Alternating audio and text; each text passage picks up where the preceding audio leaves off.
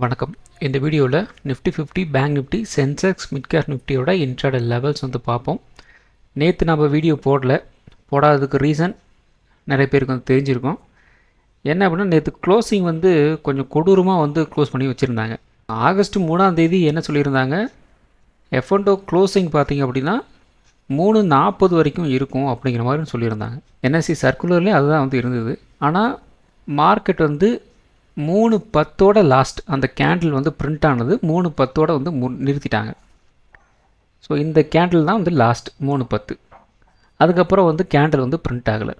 ஏடா அது candle print ஆகலை அப்படின்ட்டு பார்த்துட்டு இருந்தோம்னா, அதுக்கப்புறம் வந்து ஒரு 3:40 அந்த ரேஞ்சில் வந்து என்ன நடக்குது, ப்ரைஸு 24,777 அப்படிங்கிற மாதிரி வந்து நிற்கிது. அதாவது இந்த இடத்துல நிற்கிது பாருங்க. சின்னதாக ஒரு டாட் மாதிரி உங்களுக்கு தெரியுதா இல்லைன்னு தெரியல. இந்த இடத்துல ஒரு டாட் இருக்குது. அந்த இடத்துல நேற்று வந்து ப்ரைஸ் வந்து க்ளோஸ் பண்ணியிருந்தாங்க. சரி, ஏதாவது டெக்னிக்கல் கிளிச்சாக இருக்குமோ இல்லை வேறு ஏதாவது இருக்குமோ அப்படின்ட்டு எல்லாம் வந்து பார்த்தோம்னா, சென்செக்ஸில் ஓரளவுக்கு அந்த ப்ரைஸ் வந்து கிளியராக வந்து இருந்தது.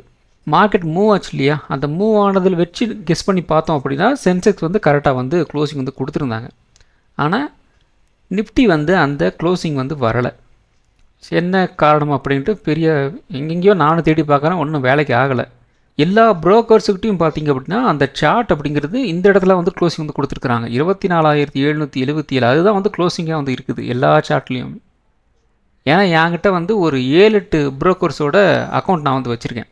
என்னோடய பேர்லேயே வந்து ஒரு 4-5 இருக்குது. அதுக்கப்புறம் ஒய்ஃப் பேரில் 2 இருக்குது.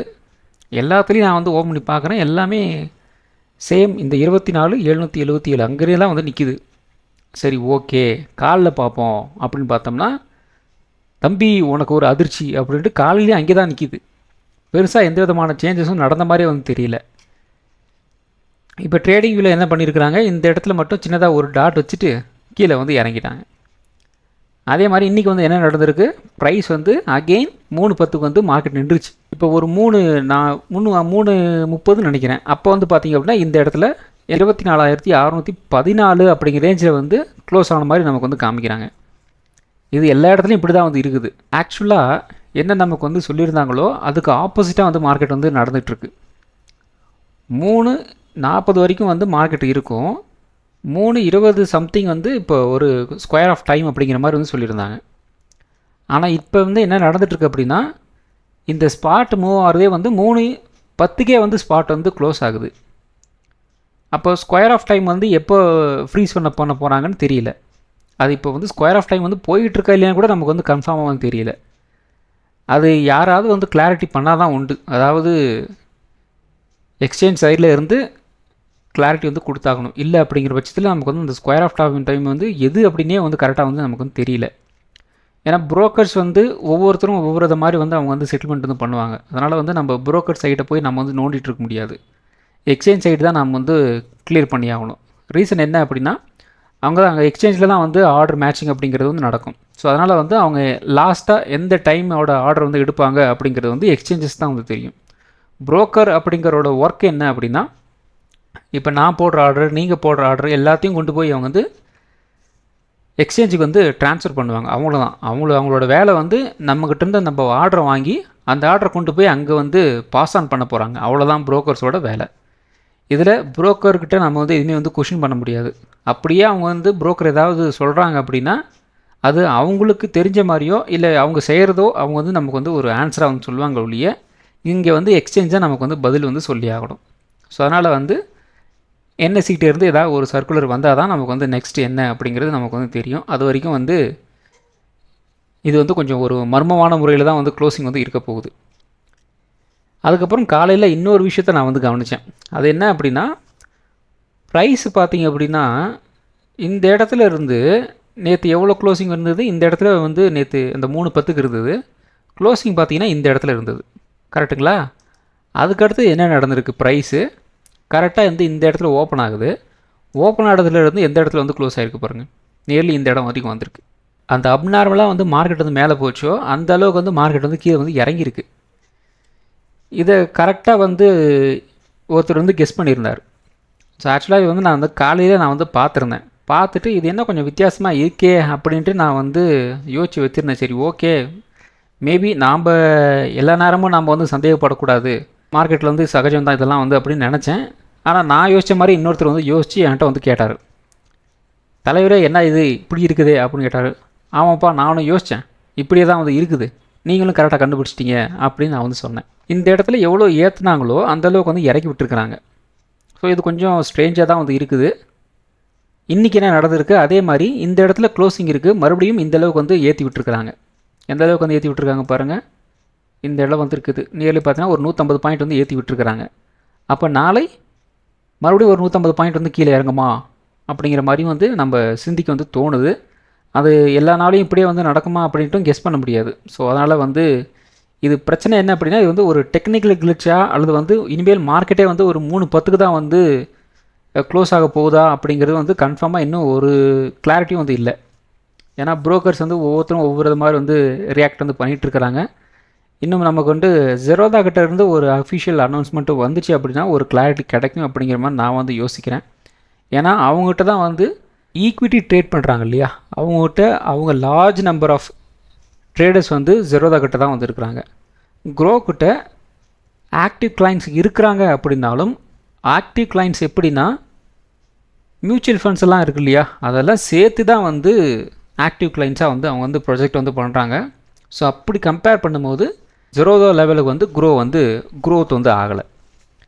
ஸோ நம்ம ட்ரேட் எடுக்கிறோம் இல்லையா, இந்த F&Oவில் அதுக்கப்புறம் வந்து ஈக்விட்டியில் ட்ரேட் பண்ணுறோம் இல்லையா, அந்த செக்மெண்ட்டில் பொறுத்த வரைக்கும் இன்னும் ஜெரோதா தான் வந்து டாப்பில் வந்து இருக்கிறாங்க. ஸோ அவங்ககிட்ட இருந்து நமக்கு ஏதாவது ஒரு கிளாரிட்டி வந்து கிடச்சிது அப்படின்னா ஓகே அப்படிங்கிற மாதிரி ஒரு முடிவு வந்து நம்ம எடுக்க முடியும். அது வரைக்கும் நம்மளால் வந்து எதுவுமே வந்து பேச முடியாது. சரி ஓகே, அதனால தான் என்னால் நேற்று வீடியோ வந்து போட முடியல.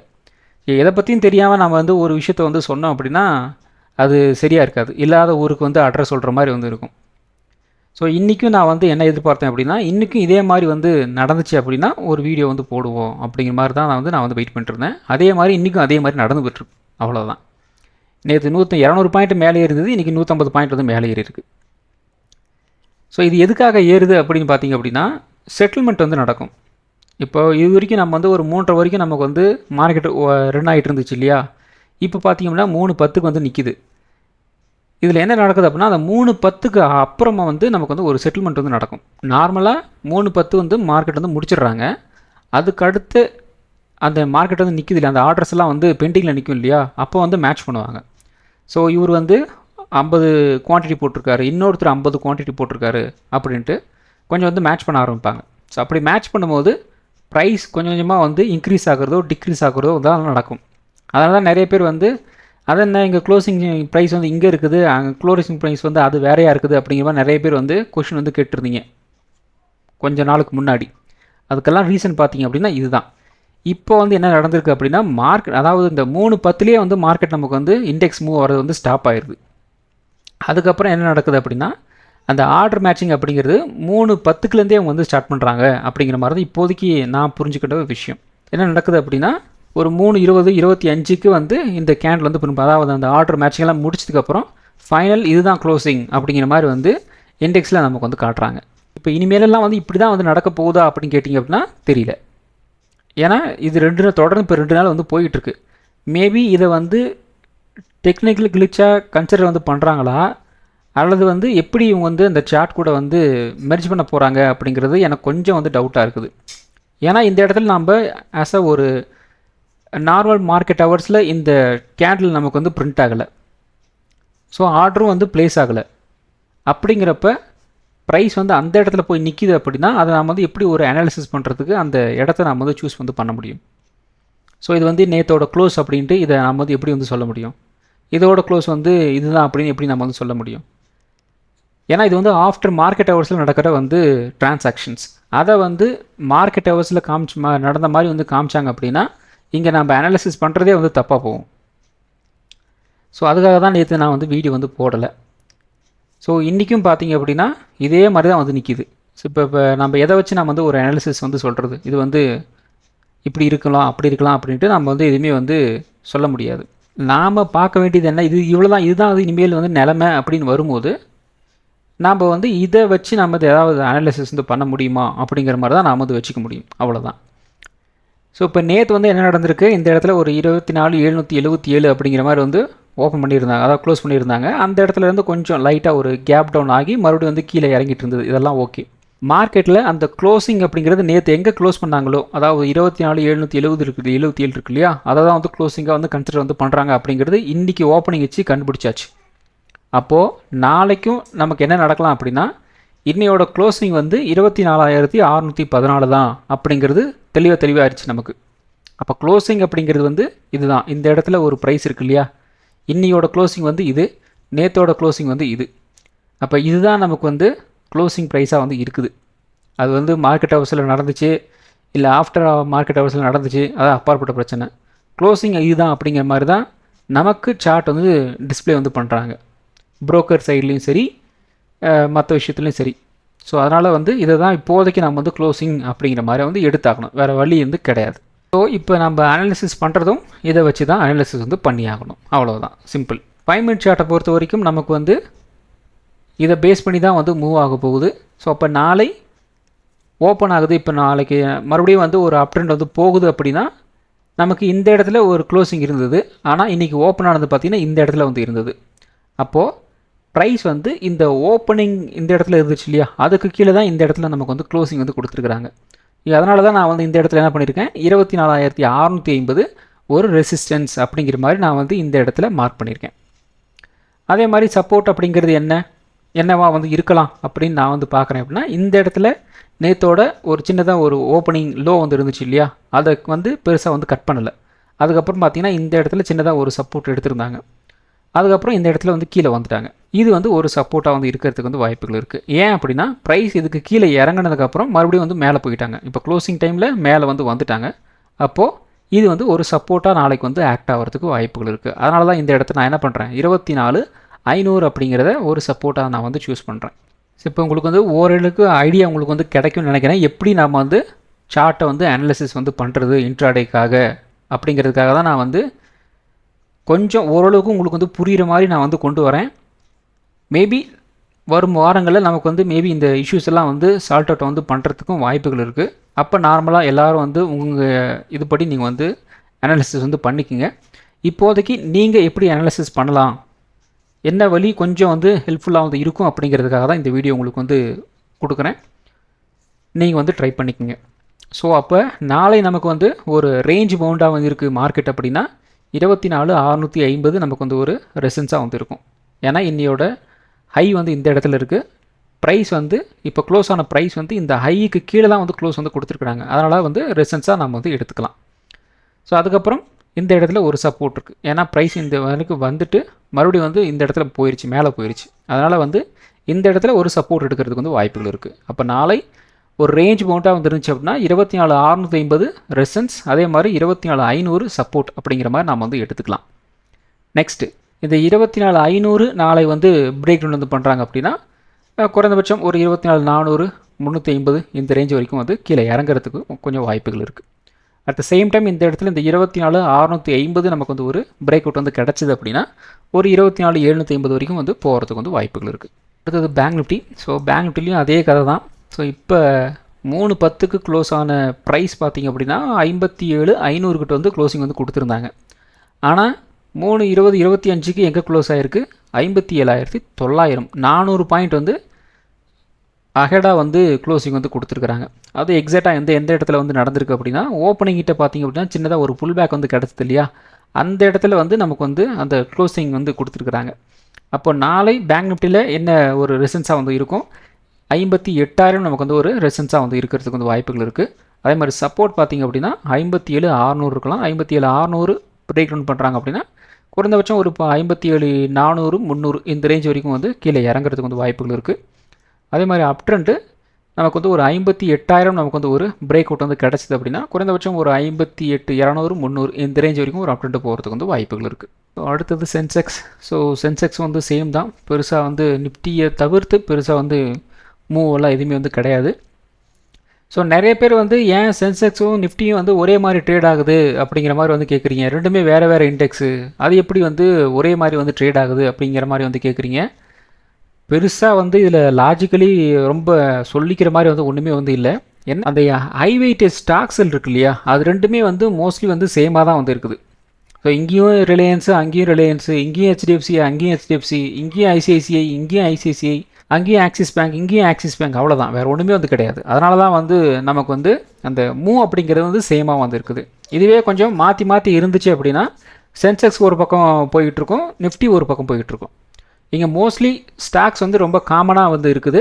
இப்போ சென்செக்ஸில் ட்ரேட் ஆகிற ரிலையன்ஸோட ப்ரைஸ் பார்த்திங்க அப்படின்னா ஒரு 1500 இருக்குது அப்படின்னா, சென்செக்ஸில் ட்ரேட் ஆகிற ரிலையன்ஸுக்கும் கிட்டத்தட்ட பார்த்திங்க அப்படின்னா ஒரு 5 காசு இல்லை ஒரு 10 காசு, ஒரு 50 காசு, அவ்வளோதான் வந்து டிஃப்ரென்ஸ் வந்து இருக்கும். ஏன்னா இதை மேட்ச் பண்ணுற மாதிரி அங்கே ப்ரைஸ் ஏறிட்டுருக்கும், இல்லை அதை மேட்ச் பண்ணுற மாதிரி இங்கே வந்து ப்ரைஸ் ஏறிட்டுருக்கும். அதனால் வந்து நெக் டு நெக் அப்படிங்கிற மாதிரி தான் வந்து ப்ரைஸ் வந்து இருக்கும். ஸோ அதனால் என்ன நடக்குது அப்படின்னா, இங்கே நிஃப்டியும் சென்செக்ஸும் வந்து நெக் டு நெக் வந்து ட்ரேட் ஆகிற மாதிரியே நமக்கு வந்து தெரியுது, அவ்வளோதான், வேறு ஒன்றுமே வந்து கிடையாது. ஸோ ரெண்டுமே வெயிட்டேஜ் ஆஃப் ஸ்டாக்ஸ் வந்து ரெண்டும் சேமாக இருக்கிறதுனால நமக்கு சென்செக்ஸும் நிஃப்டியும் ஒரே மாதிரி வந்து ட்ரேட் ஆகிட்டுருக்கு, அவ்வளோதான். என்ன இந்த இடத்துல வேல்யூ வந்து டிஃப்ரென்ஸாக இருக்குது. இங்கே 78,000 79,000 அப்படிங்கிற மாதிரி வந்து ட்ரேட் ஆகிருக்கு, அங்கே வந்து 24,000 25,000 அப்படிங்கிற மாதிரி வந்து ட்ரேட் ஆகிட்டுருக்கு, அவ்வளோதான். ஸோ நாளை சென்செக்ஸில் ஒரு ரேஞ்ச் பவுண்டாக வந்து இருந்துச்சு அப்படின்னா 58,500 நமக்கு வந்து ரெசல்ட்ஸாக வந்து இருக்கும். ஏன் அப்படின்னா இப்போ க்ளோசிங் வந்து 78,428 வந்து க்ளோசிங் வந்து கொடுத்துருக்குறாங்க. ஸோ அதனால் வந்து இந்த இடம் நமக்கு வந்து ஒரு ரெசல்ட்ஸாக வந்து ஆக்ட் ஆகிறதுக்கு வந்து வாய்ப்புகள் இருக்குது. அதாவது நேற்றோட ஓப்பனிங் லோ இருக்குது இல்லையா, அதுக்கு கீழே வந்து ப்ரைஸ் இருக்குது. ஸோ இந்த இடத்துல தான் வந்து ப்ரைஸ் இருக்குது. அப்போது நாளை அப் ட்ரெண்டே போகிற மாதிரி இருந்தாலும் இது வந்து ஒரு ரெசல்ட்ஸாக வந்து ஆக்ட் ஆகிறதுக்கு வந்து வாய்ப்புகள் இருக்குது. ஸோ அப்போது 78,500 அப்படிங்கிறது வந்து ஒரு ரெசல்ட்ஸாக வந்து இருக்கும். சப்போர்ட் பார்த்திங்க அப்படின்னா ஒரு 78,200 இருக்கிறதுக்கு வந்து வாய்ப்புகள் இருக்குது. 78,200 உடச்சாங்க அப்படின்னா குறைந்தபட்சம் ஒரு 78,000 77,800 வரைக்கும் வந்து கீழே இறங்குறதுக்கு வந்து வாய்ப்புகள் இருக்குது. 78,500 ஒரு பிரேக் அவுட் வந்து கிடச்சிது அப்படின்னா குறைந்தபட்சம் ஒரு 78,800 வரைக்கும் ஒரு அப் ட்ரெண்ட் போகிறதுக்கு வந்து வாய்ப்புகள் இருக்குது. ஸோ அடுத்தது mid cap Nifty. So mid cap நிஃப்டிலையும் பார்த்திங்க அப்படின்னா க்ளோசிங் வந்து இந்த இடத்துல இருந்து போகும். 3/10க்கு வந்து 14,813 இருந்தது. 3/20/25க்கு 14,870 அப்படிங்கிற மாதிரி வந்து போயிருந்தது. கிட்டத்தட்ட ஒரு 60 பாயிண்ட் அப்படிங்கிற மாதிரி வந்து இன்க்ரீஸ் ஆகிருந்தது. ஸோ அப்போ நாளை நமக்கு வந்து ரேஞ்ச் அமௌண்ட் அப்படிங்கிற மாதிரி வந்து எடுத்தோம் அப்படின்னா 14,900 நமக்கு வந்து ரெசன்ஸாக வந்து இருக்கும். சப்போர்ட் வந்து ஒரு 14,800 உடைச்சாங்க அப்படின்னா ஒரு 14,700 வரைக்கும் வந்து கீழே இறங்குறதுக்கு வந்து வாய்ப்புகள் இருக்குது. 14,900 நமக்கு வந்து ஒரு பிரேக் அவுட் வந்து கிடச்சி அப்படின்னா ஒரு 15,000 வரைக்கும் ஒரு அப்டெண்ட் போகிறதுக்கு வந்து வாய்ப்புகள் இருக்குது. ஸோ இதில் நமக்கு வந்து பிரச்சனை இல்லை, ஏதோ வந்து அந்த 50 பாயிண்ட் 100 பாயிண்ட்டுக்குள்ளே வந்து இருக்கிறதுனால நம்ம வந்து ஈஸியாக வந்து கண்டுபிடிச்சிடலாம். ஸோ நேற்று வந்து க்ளோஸ் ஆன ப்ரைஸ் பார்த்திங்க அப்படின்னா இந்த இடத்துல வந்து க்ளோஸ் ஆகிருக்கு, கரெக்டாக ஒரு 14,900 அப்படிங்கிற ரேஞ்சில் வந்து க்ளோஸ் பண்ணியிருந்தாங்க. ஓப்பன் ஆனதும் அதே இடத்துல ஓப்பன் ஆகிட்டு இந்த இடத்துல கீழே போயிட்டு மறுபடியும் வந்து ஒரு அப் ட்ரெண்ட் வராங்க, ரிஜெக்ஷன் ஆகுது, மறுபடியும் வந்து கீழே இறங்குறாங்க. இப்போ க்ளோசிங் வந்து எங்கே நடந்திருக்கு, 3/10க்கு இந்த இடத்துல இருக்குது, மறுபடியும் வந்து 3/25க்கு இந்த இடத்துல கொண்டு வந்துட்டாங்க. ஸோ 2 நாளாக வந்து ஒரே மாதிரி தான் வந்து ட்ரேட் ஆகிட்டுருக்கு. ஒரு விஷயத்த நல்லா புரிஞ்சுக்கிங்க, 3/10க்கு மார்க்கெட் வந்து க்ளோஸ் ஆயிடுது அப்படிங்கிறத இப்போதைக்கு நீங்கள் வந்து மைண்ட்லேருந்து வச்சுக்கோங்க. அப்போ நீங்கள் என்ன பண்ணணும், 2:30 மணிக்குள்ளே உங்களோட மூட்டை முடிச்செல்லாம் கட்டிட்டு வீட்டுக்கு ஓடி போயிடணும். மார்க்கெட் வந்து இப்படி தான் வந்து ட்ரேட் ஆகிட்டுருக்கு. இதுக்கு முன்னாடி நம்ம வந்து என்ன பண்ணோம், 3:30 மணிக்கு மார்க்கெட் க்ளோஸ் ஆகுது அப்படின்னா மூட்டை முடிச்செல்லாம் கட்டிட்டு நம்ம 3 மணிக்கே ஓடி போயிடுவோம். இப்போ என்ன நடக்குது, 3:10 க்ளோஸ் ஆகுது. அப்போ நம்ம என்ன பண்ணணும், 2:30 மணிக்கே வந்து ஓடி போயிடணும். இதை தான் வந்து மார்க்கெட் நமக்கு வந்து சொல்லுது. அப்போ மார்க்கெட்டோட டைமிங் அப்படிங்கிறது குறையுது, நல்லா தெரிஞ்சுக்கிங்க. மார்க்கெட்டோட டைமிங் அப்படிங்கிறது குறையுது. மார்க்கெட்டோட டைமிங் குறைஞ்சிது அப்படின்னா வாலட்டிலிட்டி இன்க்ரீஸ் ஆகலாம் அப்படிங்கிறத புரிஞ்சுக்கிங்க. வாலட்டிலிட்டி இன்க்ரீஸ் ஆகுது அப்படின்னா வைல்டு மூவ் கிடைக்கிறதுக்கு வாய்ப்புகள் இருக்குது. வைல்டு மூவ் கிடைக்க ஆரம்பிச்சது அப்படின்னா ஸ்டாப் லாஸ் ஹண்டிங் கொடூரமாக வந்து இருக்கும், அதையும் நல்லா புரிஞ்சுக்கிங்க. வாலட்டிலிட்டி தாராளமாக வந்து இன்க்ரீஸ் ஆகுது, டைமிங் வந்து குறையுது.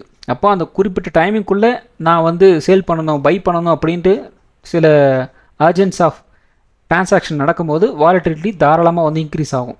ஸோ அதனால் வந்து நல்லா பார்த்து வச்சுக்கோங்க. வைல்டு ஸ்விங் அப்படிங்கிறது ஈஸியாக வந்து நடக்கும். கொஞ்சம் ஜாக்கிரதையாக வந்து ட்ரேட் எடுங்க. முக்கியமாக பிகினர்ஸ் முடிஞ்ச அளவுக்கு வந்து உங்களோட குவான்டிட்டி வந்து கம்மி பண்ணிக்கிங்க. இதோட இந்த எப்படி வந்து ரியாக்ட் ஆகுது அப்படிங்கிறத கொஞ்சம் அப்சர்வ் பண்ணுற வரைக்கும் நீங்கள் வந்து என்ன பண்ணுங்கள், கொஞ்சம் லாட் சைஸ் வந்து கம்மி பண்ணிக்கிங்க. இப்போ ஏற்கனவே நிறைய பேர் வந்து லாட் சைஸ் வந்து இன்க்ரீஸ் வந்து பண்ணிகிட்டு இருந்திருப்பீங்க. ஸோ அவங்கெல்லாம் வந்து கொஞ்சம் கம்மி பண்ணிக்கிங்க. கொஞ்சம் இது வந்து நமக்கு வந்து பிடிப்படுற வரைக்கும், ஸோ இது இப்படி தான் அப்படின்னு நமக்கு வந்து தெரிகிற வரைக்கும் கொஞ்சம் லாட் சைஸ் வந்து கம்மி பண்ணிக்கிட்டு நம்ம வந்து கொஞ்சம் பார்த்து வச்சுக்கலாம். அப்போ தான் நம்ம கொஞ்சம் லேர்ன் பண்ணிக்கிறதுக்கு டைம் வேணும் இல்லையா, அந்த டைமிங் நம்ம வந்து கொடுக்கணும். அப்படி கொடுத்தோம் அப்படின்னா இது இப்படி போகுதா, சரி ஓகே நாளைக்கு பார்த்துக்குறோம் வா அப்படிங்கிற மாதிரி நம்ம வந்து ஒரு முடிவு வந்து வந்துடலாம். சரி, ஓகே. இந்த வீடியோ ஒரு எஜுகேஷன் பர்பஸ் வீடியோ மட்டும் தான். பை பண்ணுறதுக்கோ செல் பண்ணுறதுக்கோ ரெக்கமெண்டேஷன் வீடியோ கிடையாது. இந்த வீடியோ பிடிச்சிருக்கோம் லைக் பண்ணுங்கள், உங்கள் ஃப்ரெண்ட்ஸுக்கு வந்து ஷேர் பண்ணுங்கள். மற்றும் ஒரு வீடியோ சந்திப்போம். நன்றி, வணக்கம்.